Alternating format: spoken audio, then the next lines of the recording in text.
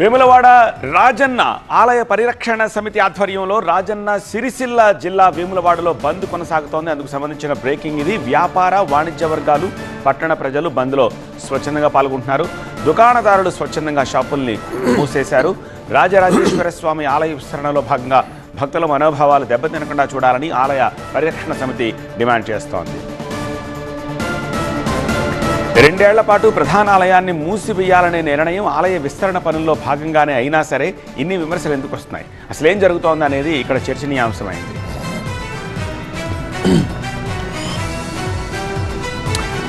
వేములవాడ నుంచి మరింత సమాచారం అందించేందుకు మా ప్రతినిధి సంపత్ మనకి లైవ్లో సిద్ధంగా ఉన్నారు. సంపత్, ఆలయ విస్తరణ పనుల్లో భాగంగానే అయినా సరే విమర్శలు ఎందుకు వస్తున్నాయి?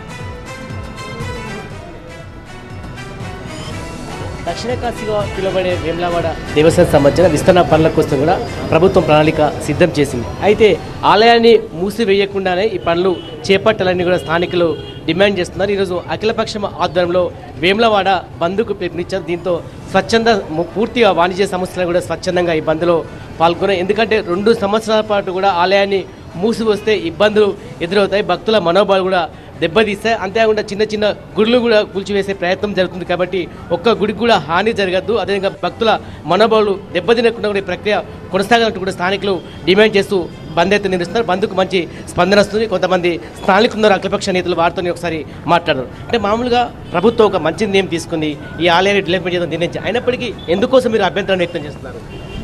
దక్షిణ కాశీగా ప్రసిద్ధి చెందినటువంటి వేములవాడ రాజన్న ఆలయం మరి రాష్ట్ర ప్రభుత్వం అభివృద్ధి విస్తరణ చేయడం చాలా సంతోషదాయకం.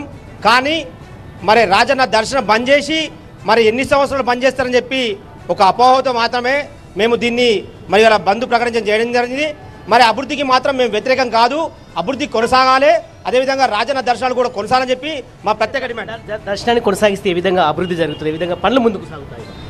దాదాపు మరి గత ప్రభుత్వం 33 ఎకరాల భూమి ఉన్నది. మరి అక్కడ కనీసమైన మౌలిక సదుపాయాలు కల్పించాలి. ప్రధానంగా మరి మౌలిక వసతులు కల్పించుకుంటూ మరి ఇక్కడ అభివృద్ధి చేయాలని చెప్పి మేము కోరుతున్నాం. మెయిన్ డిమాండ్ ప్రభుత్వానికి మీరు ఏం చెప్పదలుచుకుంటున్నారు? ప్రభుత్వానికి మెయిన్ డిమాండ్ చేస్తున్నాం. మరి ఇక్కడ ముఖ్యంగా నిధుల విషయంలో కూడా మాకు ఒక నమ్మకం లేదు, మాకు క్లారిటీ లేదు.